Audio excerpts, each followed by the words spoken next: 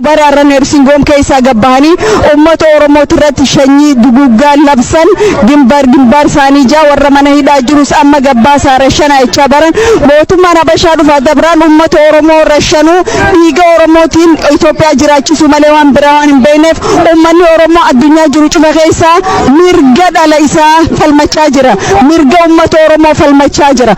Oromoo fi Itoophiyaa jidduu haada qallaa dureen jiru dhiini haicaalu hunda isaa damurechuudha. Habashaan dimokiraasiin beeku hojii jiraannaan beeku tokkummaan beeku Oromoo ajjeesee jiraachuu bare kana booda Oromoon booyoo doon ta'in boochisuus qabaachuu qaba. Itoophiyaan lafee ilmaan Oromootii fi dhiiga ilmaan Oromootiin jaaramte caccabtee diigamtee darbamuu qabdi.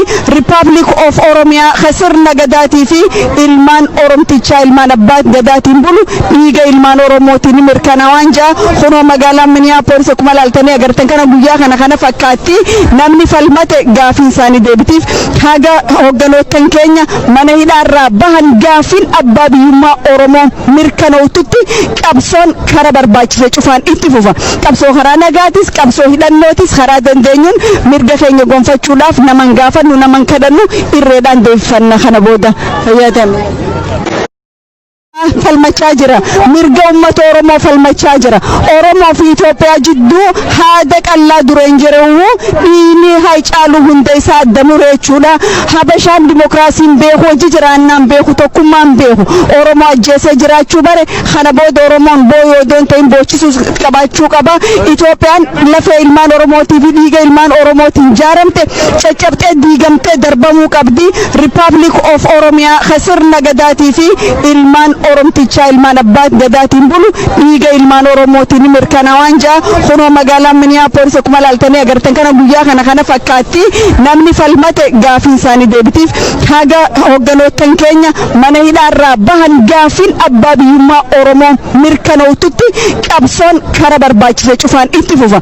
Qabsoo karaa nagaatis qabsoo hidhannootis karaa dandeenyuun mirga keenya gonfachuudhaaf naman gaafannu naman kadhannu irreedhaan deebifanna kana booda fayyadame.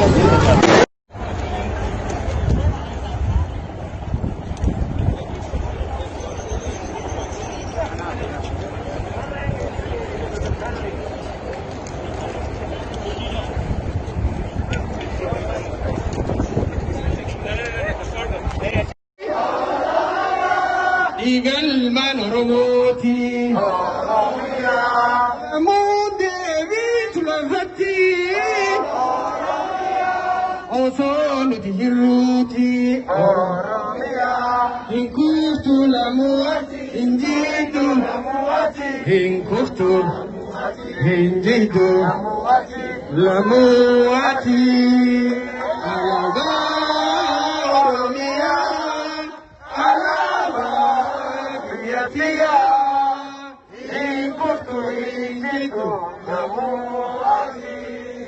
Alaga Oromia, Alaga Biatia, Ingodunin, Lamuati, Irbusi Zanagoti, Ilman Oromoti, Oromia, Irbusi Zanagoti, Ilman Oromoti, Oromia, Igas Jirachesna,